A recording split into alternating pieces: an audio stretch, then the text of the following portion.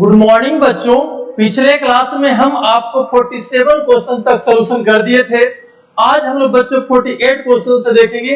तो आइए जरा 48 क्वेश्चन को देखते हूँ क्या कर रहा है इसमें। तो क्वेश्चन को बच्चों बारीकी से पढ़िए। इस प्रकार से क्वेश्चन पहले भी कर चुके हैं। तो देखिए लिखा हुआ है the ratio of magnetic field. Magnetic field का रेशियो बताना बच्चों। पूरा क्वेश्चन को पढ़िए। At the centre of current carrying coil of radius r from the magnetic field at distance r from the center of coil on its axis is। बच्चों ये क्या कर रहा है कि करंट कैरिंग कॉइल है तो उसके सेंटर पर जो मैग्नेटिक फील्ड होगा और उसके एक्सिस पर जो मैग्नेटिक फील्ड होगा दोनों का रेशियो बच्चों आपसे पूछ रहा है। और कॉइल का रेडियस बच्चों आपको दे रहा है कितना, स्मॉल r दे रहा है। तो चलिए क्या है ना आपके पास, ये बच्चों आपके पास क्या है, कॉइल है, करंट कैरिंग कॉइल मान लेते हैं, ठीक है। और एक एक्सिस भी बच्चों मान ही लीजिए। तो ये आपका क्या हो गया, एक्सिस हो गया, ठीक है ना। अब ये सेंटर पर पूछ रहा है बच्चों, सेंटर पर मैग्नेटिक फील्ड। तो सेंटर पर का जो मैग्नेटिक है फील्ड है उसको नाम दीजिए V1 और उसके एक्सिस पर जो मैग्नेटिक है उसको नाम दीजिए P2। क्वेश्चन में बच्चों ये डिस्टेंस x दे रहा है बच्चों और रेट x हम लोग मानते थे लेकिन इसका वैल्यू r दे रहा है और इसका रेडियस भी r दे रहा है, ठीक है। तो B1 का अगर बात करें बच्चों, B1 की अगर बात करें तो B1 इक्वल टू हो जाएगा म्यू नॉट I बाय 2 हो जाएगा कि नहीं हो जाएगा, ठीक है। और अगर B2 की अगर बात करें बच्चों तो B2 एक्सिस पर हो गया तो इसका फार्मूला पढ़े थे mu naught I r square, radius circle का। तो r स्क्वायर है बच्चों by 2 into x square plus r square का 3 बाय 2। यहाँ पर स्मॉल r जो है बच्चों आपका क्या है, रेडियस ऑफ लूप है, कॉइल है बच्चों, कह सकते हैं। अब रेशियो आपसे पूछ रहा है तो B1 बाय B2 आपसे बच्चों पूछ रहा है तो वैल्यू पुट कर लीजिए mu naught I bye 2r और ये बच्चों ये ऊपर चल जाएगा 2 into x square plus r square का 3 बाय 2। अब बाई हो जाएगा mu naught I r square, है कि नहीं। इतना बातें हो जाएगा बच्चों, ठीक है। इतनी बातें तो आपको समझ में आ रहा होगा। म्यू नॉट I से म्यू नॉट I कट जाएगा, है ना, और ये 2 से 2 कट जाएगा बच्चों, ठीक है ना। चलिए इतने बातें आपको समझ में आ रहा है। चलिए इतने बातें समझ में आ रहा है बच्चों, तो इसको और आगे बढ़ाइए, है ना। चलिए हम यहां पर आपको बच्चों बढ़ा के लिख देते हैं। तो B1 बाई B2 जो बच्चों हो जाएगा वो कितना हो जाएगा बताइए, x square plus r square का 3 बाय 2 हो जाएगा ऊपर में और नीचे में हो जाएगा बच्चों r की पावर 3। इतना तो लिख ही सकते हैं हम लोग, है कि नहीं। अब x का वैल्यू बच्चों स्मॉल r पुट कर देंगे तो ऊपर हो जाएगा 2r स्क्वायर के पावर 3 बाय 2 अब बाई r के पावर 3। अब इसको सॉल्व करिए तो 2 के पावर बच्चों 3 बाय 2 हो जाएगा और r के पावर 2 कट जाएगा तो r के पावर 3 हो जाएगा। अब बाई हो जाएगा r के पावर 3 बच्चों। तो ये r के पावर 3 जो है वो एक दूसरे से कट जाएगा बच्चों। तो ये से कट जाएगा तो 2 के पावर 3 बाय 2 मतलब क्या होगा बताइए, 2 इंटू समझ रहे ना √2 इतना हो जाएगा बच्चों। इसका मतलब √8 हो जाएगा, ठीक है ना। अब देखिए यहां पर बच्चों क्या है ना, लिखा हुआ था कि √x=1 होगा अगर रेशियो। क्वेश्चन में दे रहा है कि B1 बाय B2 का वैल्यू जो होगा √x हो जाएगा। तो x का वैल्यू बताइए। तो जब हम लोग निकाले बच्चों तो √8:1 आ गया। इसका मतलब x का वैल्यू कितना रहा होगा, 8 रहा होगा बच्चों। तो आपका यहाँ पर जो खाली स्थान है ना, वहां पर भरा जाएगा बच्चों। कितना भरा जाएगा, 8 भरा जाएगा। यहाँ पर कितना भरा जाएगा, 8, ठीक है ना। तो ये बच्चों क्वेश्चन जो है फार्मूला बेस्ड था, तो सिंपल क्वेश्चन था। अब हम लोग बच्चों देखेंगे 49 नंबर क्वेश्चन। तो आइए जब 49 नंबर क्वेश्चन देखते हैं, ठीक है बच्चों। Two identical circular wire of radius 20 centimetre. दो बच्चों बोल रहा है कि आइडेंटिकल सर्कुलर क्या है, आपका वायर है, सर्कुलर वायर है ना, रेडियस 20 सेंटीमीटर दोनों का है and carrying current √2 ampere are placed in perpendicular plane as shown in figure. The net magnetic field at the center of the circular wire is। बहुत सिंपल क्वेश्चन बच्चों, formula पर based question है ना ये। चलिए बातें आपको समझ में, फिगर भी दे रहा बच्चों, तो आपको इसको आंसर करना है। तो देखिए क्या कर रहा है, देखिए ये आपको करंट बच्चों ऐसे फ्लो कर रहा, देखा ना ऐसे, और एक करंट बच्चों ऐसे फ्लो कर रहा, चलिए ठीक है ऐसे। तो अगर ऐसे करंट फ्लो कर रहा ऐसे, तो इसके वजह से मैग्नेटिक फील्ड बच्चों ऊपर हो जाएगा, ठीक है, इसके वजह से ऊपर हो जाएगा। तो आप ऊपर लिख लीजिए क्या, मैग्नेटिक फील्ड, ठीक है, इसको नाम थे B1 नाम थे, ठीक है। सेंटर पर निकालने के लिए कहा, सेंटर पर निकालने के लिए क्वेश्चन है बच्चों का, ठीक है, सेंटर पर आ रही बात समझ में। तो ये B1 हो गया। अब ये करंट बच्चों ऐसे जा रहे हैं ना, ऐसे करंट फ्लो कर रहा है ऐसे, तो इधर हो जाएगा मैग्नेटिक फील्ड सेंटर पर कितना हो जाएगा बताइए, हो जाएगा बच्चों, इसको नाम दीजिए B2, ठीक है, इसको नाम दीजिए B2, ठीक है ना। तो आपसे नेट मैग्नेटिक फील्ड बच्चों पूछ रहा है सेंटर पर, इसका मतलब वो पॉइंट पर आपसे रिजल्टेंट मैग्नेटिक फील्ड पूछ रहा है। तो चलिए B1 का वैल्यू कितना लिखेंगे यहाँ पर, B1 B2 तो सेम हो जाएगा, उनके रेडियस भी सेम है और करंट भी सेम है, तो दोनों का वैल्यू सेम हो जाएगा। तो B1 B2 का वैल्यू बात करें तो म्यू नॉट I बाई कितना होता है 2R, है ना। चलिए तो ये दोनों बराबर हो गया बच्चों, तो यहाँ पर बराबर हो जाएगा तो और आसान हो गया। नेट मैग्नेटिक फील्ड मान लेते हैं कि बी नेट लिख देते हैं, तो बी नेट जो हो जाएगा बच्चों वो कितना हो जाएगा बताइए, ये हो जाएगा B1 का स्क्वायर प्लस B2 का स्क्वायर का अंडर, और दोनों बच्चों बराबर है, तो आपका हो जाएगा 2 इंटू B1 का अंडर रूट, यानी √2 इंटू B1 हो जाएगा। आ रही बात समझ में। तो B1 का वैल्यू कितना बताइए, म्यू नॉट I बाई 2, है ना, सब का वैल्यू पुट कर लिए, √2 इंटू म्यू नॉट का वैल्यू कितना बच्चों बताओ, 4 pi into 10 to the power -7। I का वैल्यू क्वेश्चन में बच्चों आपको दे रहा है √2, तो √2 एम्पियर इंटू फिर आपका क्या होगा 2 इंटू R का वैल्यू कितना है बताइए 20 सेंटीमीटर, तो 20 इंटू 10 टू द पावर -2, है ना, इतना बच्चों हो जाएगा। तो देखिए कितना होगा, देख लीजिए,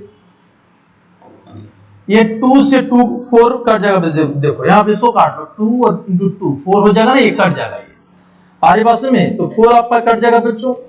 तो अब बच जाएगा कितना √2 इंटू √2, तो 2 हो जाएगा इंटू पाई 3.14 हो जाएगा पाई का वैल्यू, इंटू 0 का एडजस्ट कर लीजिए, तो हो गया 10 टू द पावर -7, और 10 टू द पावर -1 है बच्चों, ये 0 है -2 है, तो -1 ऊपर चला जाएगा तो +1 हो जाएगा, तो ये +1 हो जाएगा। और इसको सोल्व कर लीजिए तो हो जाएगा 6.28 इंटू 10 टू द पावर बच्चों जब -6, ठीक है, पहले के -8 के टर्म में दे रहा बच्चों, ठीक है ना, तो -8 के टर्म में दे रहा है, तो इसका मतलब 628 हो जाएगा इंटू 10 टू द पावर -8 हो जाएगा। आ रही बात समझ में। तो इतना टेस्ला हो जाएगा बच्चों, तो 10 टू द पावर -8 पहले से दिया हुआ, आपको पूछ रहा है कि यहाँ पर कितना भराएगा, तो यहाँ पर भरा जाएगा कितना 628, तो यहाँ पर आंसर हो जाएगा बच्चों 628 हो जाएगा बच्चों, ठीक है ना। तो ये भी बच्चों क्वेश्चन जो है ना फार्मूला बेस्ड ही था। तो चलिए अब हम देखते हैं बच्चों क्वेश्चन नंबर कितना, 50 क्वेश्चन नंबर देखेंगे, ठीक है ना, 50। चलिए तो 50 नंबर क्वेश्चन देखिए बच्चों, 2023 का क्वेश्चन है और ये भी आसानी लग रहा है। देखिए, state by carrying a current of 40 ampere is bent into a semicircular arc of radius 2.2 centimeter as shown in the figure. The magnetic field produced by the current at the center of the arc is, ठीक है, मतलब आपसे बच्चों पूछ रहा है कि यहाँ पर जो सेंटर है यहाँ पर मैग्नेटिक फील्ड कितना होगा। तो देखिए बहुत सिंपल चीज है बच्चों, देखो ये जो वायर है along द क्या पॉइंट है, इसके वजह से मैग्नेटिक फील्ड नहीं होगा और इसके वजह से भी नहीं होगा बच्चों, सिर्फ इस आर्क जो है इसके वजह से मैग्नेटिक फील्ड होगा। तो आर्क की वजह से जो मैग्नेटिक फील्ड हम लोग पढ़ते आ रहे हैं बच्चों, वो क्या पढ़ते आ रहे हैं बताइए, हम लोग पढ़े हैं कि सर B इक्वल टू लिख लीजिए mu naught I by 4 pi r, जहां पर r रेडियस होगा इनटू थीटा रेडियन, ठीक है। तो सब का वैल्यू दे रहा है बच्चों, म्यू नॉट बाई 4 पाई का वैल्यू कितना 10 टू द पावर -7, है ना, डायरेक्ट में लिख दिया हूं। करंट दे रहा है बच्चों कितना 14, तो 40 लिख लीजिए, अब बाई 4 म्यू नॉट बाई 4 पाई का तो वैल्यू पुट कर दिए हैं, रेडियस है 2.2 into 10 to the power minus आपका क्या हो जाएगा 2 इंटू थीटा इन रेडियन, तो थीटा तो आपका हो गया बच्चों कितना पाई, मतलब पाई का वैल्यू पुट कर लीजिए, पाई पुट होगा ना पाई, अब पाई का वैल्यू कितना होगा 3.14 बच्चों हो जाएगा। अब इसको अपना सोल्व कर लेंगे, ठीक है। जो भी वैल्यू आएगा बच्चों यहाँ पुट कर देंगे। तो सिंपल क्वेश्चन था, सॉल्व कर लीजिए खुद से, बहुत बड़ा बात नहीं है, यहाँ पर अपना भर देंगे।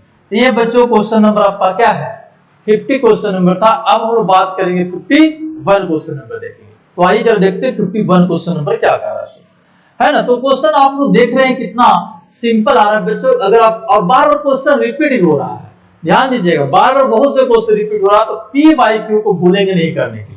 बट ये आपका रामबाण है, ठीक है ना, आपको बहुत काम देगा बच्चों। लास्ट में तो पी बाई क्यू करना जरूरी होता है, ठीक है। तो अब हम बच्चों क्वेश्चन नंबर देखेंगे 51।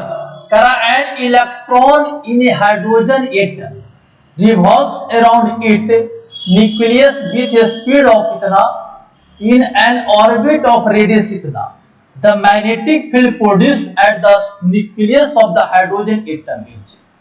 कहा बच्चों, अब वो क्वेश्चन में कह रहा है कि एक इलेक्ट्रॉन जो है हाइड्रोजन एटम के न्यूक्लियस के चारों तरफ क्या कर रहा है, रिवॉल्व कर रहा है। ये जैसे मान लीजिए कि न्यूक्लियस है, इसके चारों तरफ क्या कर रहा है, इलेक्ट्रॉन क्या करता है, रिवॉल्व करता। आपको जानते भी है, ऐसा होता भी है ना। तो एक इलेक्ट्रॉन जो है बच्चों ये क्या कर रहा है, रिवॉल्व कर रहा है। तो इसका कुछ रेडियस भी दे रहा है बच्चों, ठीक है ना। रेडियस जो दे रहा है, रेडियस जो है आर का जो वैल्यू है वो दे रहा R is equal to 0.52 angstrom.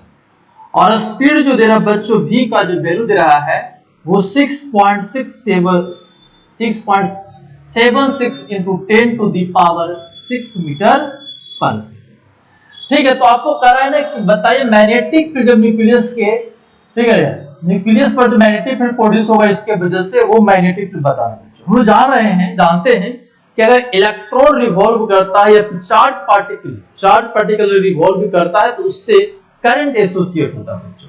तो इलेक्ट्रॉन अगर ऐसे रिवॉल्व कर रहा है तो हम लोग कहेंगे कि करंट क्या कर रहा है, इससे एसोसिएट होगा। तो इस करंट के वजह से इसका सेंटर पर क्या होगा, मैग्नेटिक फील्ड होगा। तो ये सर्कुलर है ना बच्चों, यहाँ पर क्या सर्कुलर की यहाँ पर बात हो रही है। तो magnetic field B equal to कितना हो जाएगा, μ0I/2r, है ना। तो करंट नहीं दिया बच्चों, करंट नहीं दिया और सब कुछ वैल्यू दिया हुआ है, तो करंट कैसे निकालेंगे।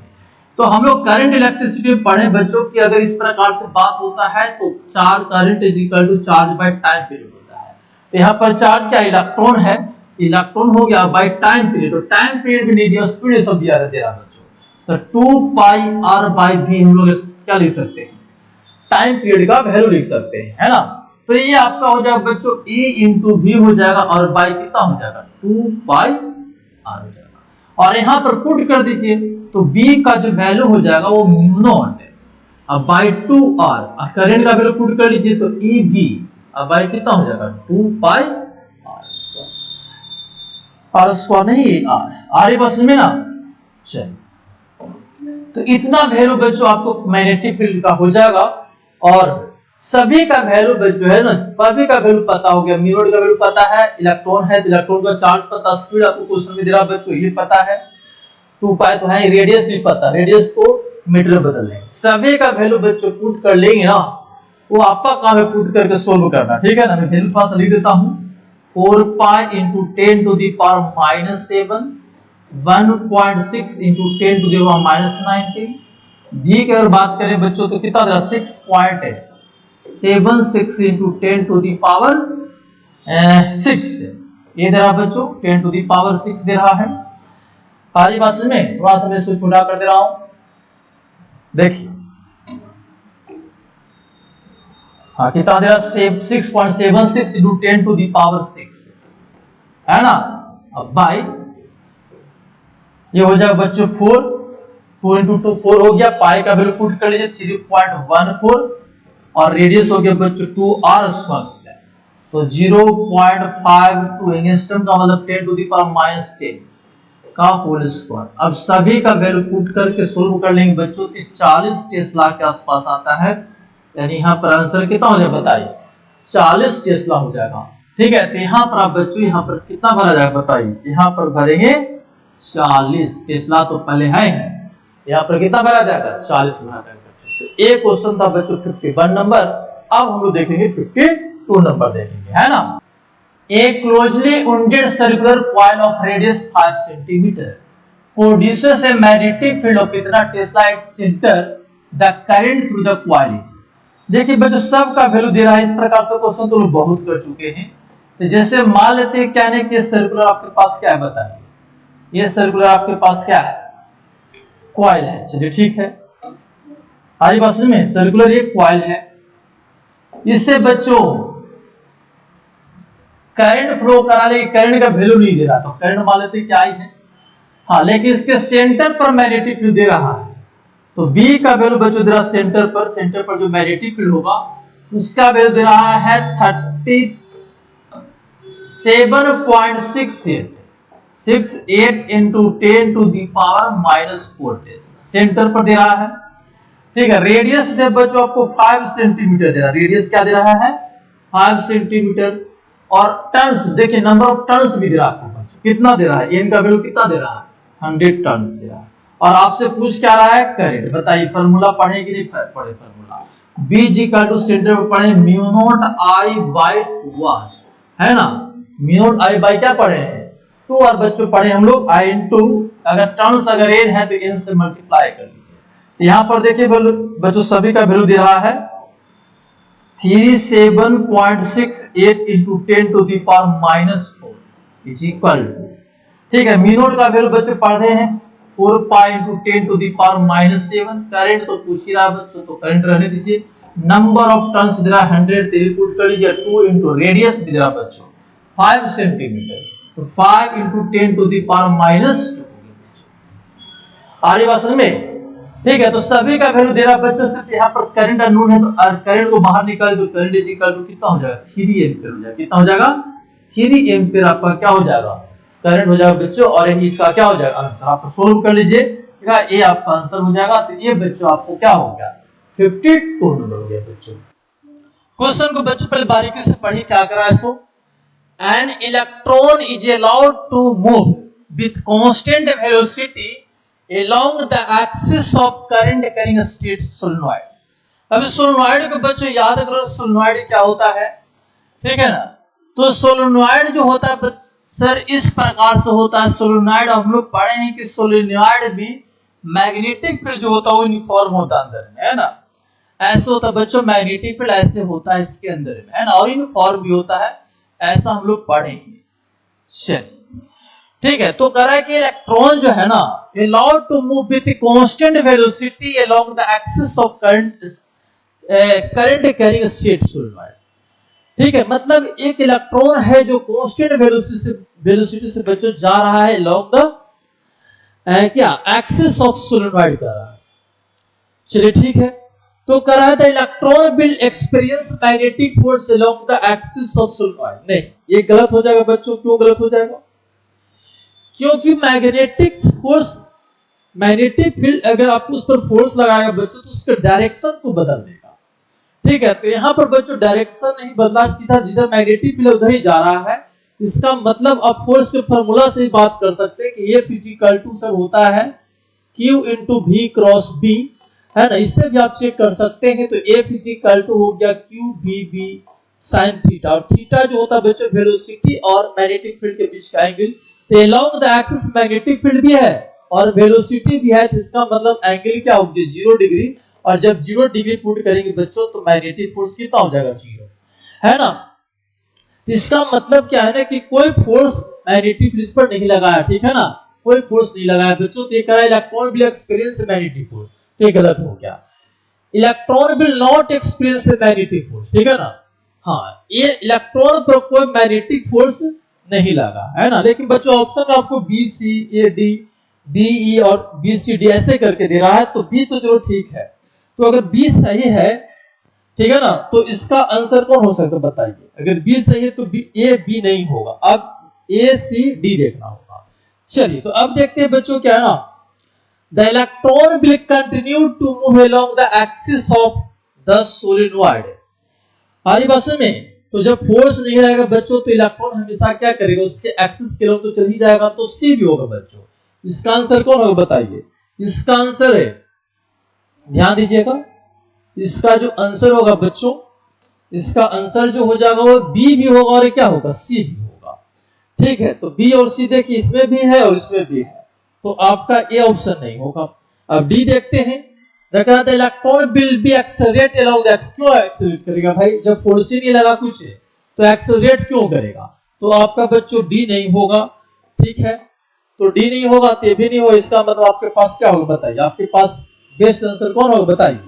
बेस्ट आंसर होगा बच्चों ए हो जाएगा। कौन हो जाएगा? ए हो जाएगा। बी और सी इसका आंसर होगा। तो ए बच्चों क्वेश्चन नंबर 53 था। अब हम बात करेंगे 54। तो आइए जरा 54 क्वेश्चन का आंसर देखते क्या करा है। ठीक है, velocity selector consist of electric field.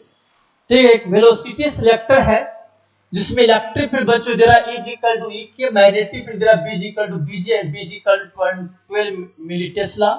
The value of E required for electron of energy इतना moving along the positive, moving along the क्या बताइए, moving along the positive x axis to pass undeflected.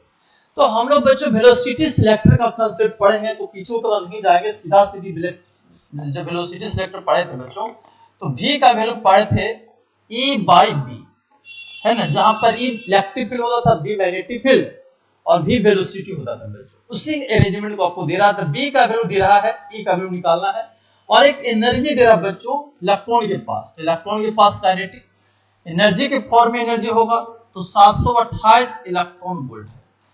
तो देखिए E निकालना है, B दिया, V नहीं दिया, तो बच्चों आप यहां से निकाल सकते हो कि sir kinetic energy equal to half mv² होता है। ठीक है, तो हो जाएगा 728 इलेक्ट्रॉन वोल्ट को कर लो 1.6 into 10 to the power minus 19। तो यहां से बच्चों आप क्या निकाल सकते हैं, V का वैल्यू निकाल सकते हैं ना। V का वैल्यू यहां से निकाल लेंगे, थोड़ा सा कैलकुलेशन होगा बच्चों, आप कैलकुलेट कर लीजिएगा। ठीक है, तो यहां से आपको क्या होगा, मास ऑफ इलेक्ट्रॉन आपको दिया हुआ है, तो यहां से वेलोसिटी निकल जाएगा और जब वेलोसिटी निकल जाएगा बच्चों तो इस इक्वेशन में पुट कर देंगे तो इलेक्ट्रिक फील्ड भी आपको निकल जाएगा जो निकालने के लिए कह रहा है बच्चों।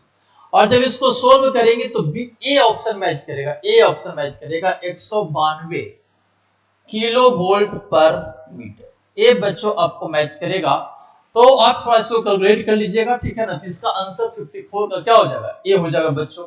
अब हम लोग बात करेंगे 55। ठीक है,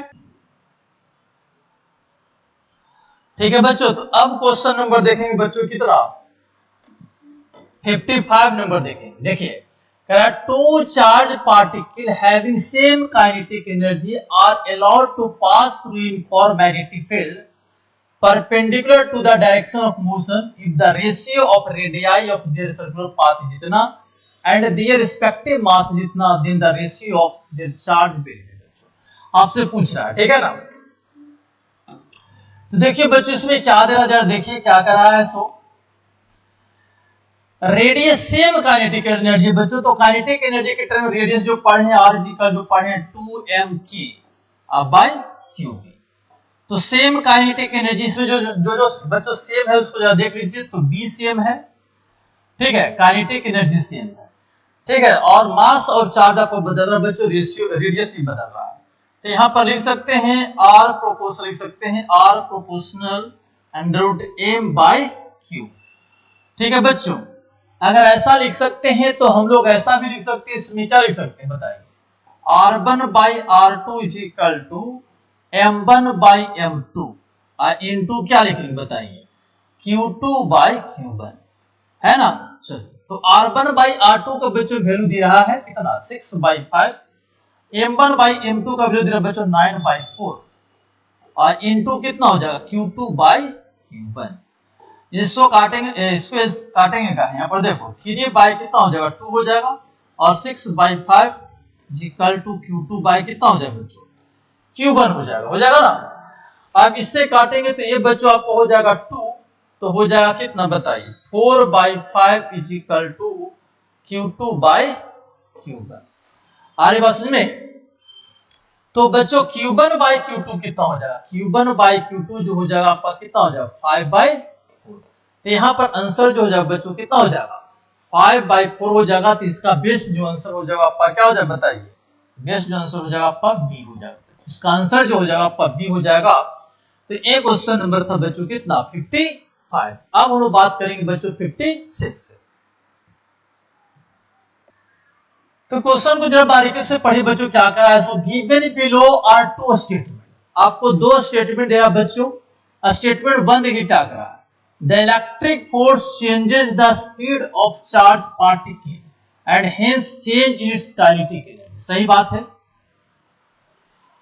इलेक्ट्रिक फोर्स जो होता है बच्चों चार्ज पार्टिकल का स्पीड को चेंज कर सकता है, इसका मतलब उसका काइनेटिक एनर्जी चेंज कर सकता है, ऐसा ही बात बच्चों। लेकिन मैग्नेटिक फील्ड जो होता है ना स्पीड को नहीं बदलता है, तो whereas the magnetic force does not change the kinetic energy of the charge particle, जब स्पीड को नहीं बदलेगा तो काइनेटिक एनर्जी भी नहीं बदलेगा। तो इसके अनुसार बच्चों स्टेटमेंट जो है ना ये 1 सही है, स्टेटमेंट क्या है 1 सही है, ठीक है। अब स्टेटमेंट सेकंड पढ़िए, the electric force accelerate the positively charge particle perpendicular to the direction of electric field. और आगे देखिए फिर बोला बच्चों कि the magnetic force accelerate the moving charge particle along the direction of magnetic field. ये तो गलत है स्टेटमेंट बच्चों, और ये भी गलत है कि electric force accelerate the positively charge particle perpendicular to the direction of electric field. उसी इलेक्ट्रिक फील्ड के डायरेक्शन में चार्ज पार्टिकल को एक्सेलरेट कर सकता है बच्चों, और मैग्नेटिक फोर्स जो है ना accelerate the moving charge particle along the direction of magnetic, ये भी गलत है, ये तो बच्चों ये गलत है। यानी दोनों यहाँ पर जो पॉइंट लिखा हुआ ना इलेक्ट्रिक फील्ड के बारे में मैग्नेटिक फील्ड के बारे में दोनों यहाँ पर क्या गलत है। तो स्टेटमेंट 2 बच्चों डायरेक्ट कह सकते हैं कि गलत है, इसमें कोई दिक्कत नहीं है। तो स्टेटमेंट 1 आपका सही है लेकिन स्टेटमेंट 2 आपका गलत है। तो ऑप्शन जरा देख लीजिए कौन मैच कर रहा है। तो सी में देखिए क्या कर रहा है बच्चों, statement 1 is correct but statement second is incorrect, इसलिए इसका आंसर क्या होगा बच्चों आपका सी हो जाएगा।